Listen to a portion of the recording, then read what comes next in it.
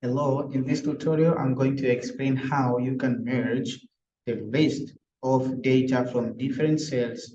You just need to combine them into a single cell. Example, here you can see we have the first name, we have the middle name, and we have the last name. But our aim is to combine the first name, middle name, and the last name just in a single cell.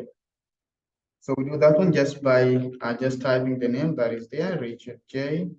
Sorry, Rickson. So it is Rickson J, then Richard, and just press on enter key so that you can type the second entry. So there, the second entry is Julius Pius. And then there, you can just see the Excel has already highlighted each and everything for me.